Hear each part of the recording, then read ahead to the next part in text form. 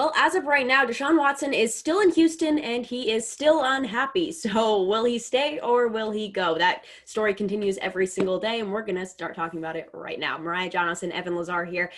So Deshaun Watson has a no trade clause in his contract, which does have the potential to screw over the Texans, for lack of a better word, even more if Watson doesn't like the offer on the table. Evan, so what's your reaction to this whole situation that, as I said, it's developing a little bit more every day?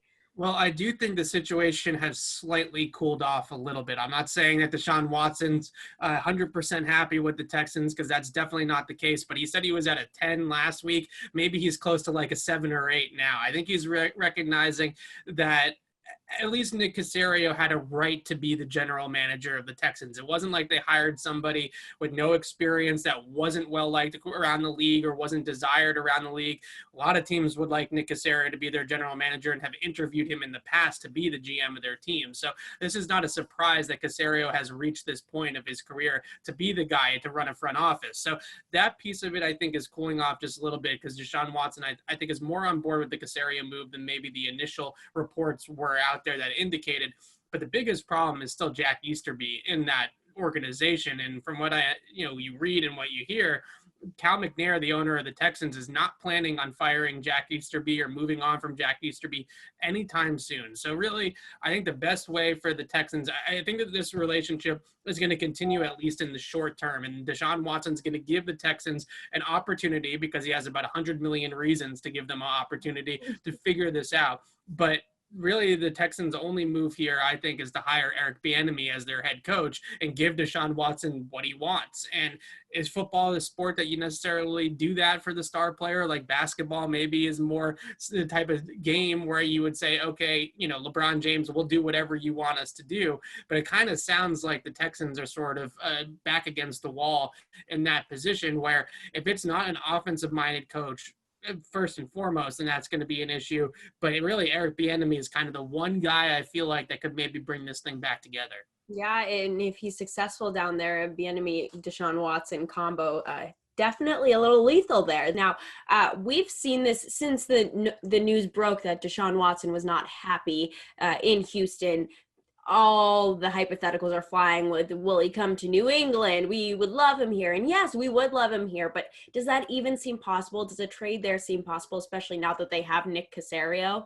All right, let's play this out for a second, okay? So people that are telling me that Deshaun Watson is going to get traded to the Patriots, you think that Nick Caserio, in his first act as Texans general manager, is going to trade away the 25-year-old franchise quarterback to his old boss in a move that really is unprecedented? Like, maybe we can think about it in other sports. I think the greatest example I can come up with is Derek Jeter trading Giancarlo Stanton to the Yankees from the Marlins, right? That's like what we're talking about here. I would go on to say that maybe even the other 31 owners in the league, they will really be upset about this. If the Texans, this feels like an inside job if Caserio goes there and ships Deshaun Watson to the Patriots.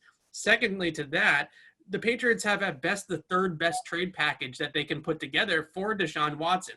Miami, they have the number 3 overall pick. The Jets, they have the number 2 overall pick. They have Sam Darnold and Tua Tagovailoa to throw into that deal. The Patriots sit there at number 15 without a young quarterback to trade that has any sort of value.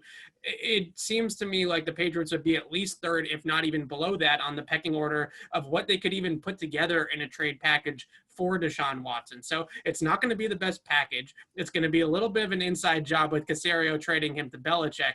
I just don't see how this has any legs whatsoever of him coming to New England. I agree with you there. If he made that move, it's a little bit shady, and you're wondering, like, what is going on there. And if the rest of the league already hates the Patriots. Like, right. If they make that move, I wouldn't even be surprised if Roger Goodell gets involved and make sure that trade is even acceptable to the rest of the league. I mean, we could be talking about a veto situation from the commissioner's office because of the fact that Nick Caserio is basically doing his old boss a solid by handing him a franchise. Yeah, that just doesn't add up to me. And no. We're going to leave it at that. No, it's not happening. For all of our Patriots coverage, head to clnsmedia.com and subscribe to our YouTube channel over at Patriots Press Pass.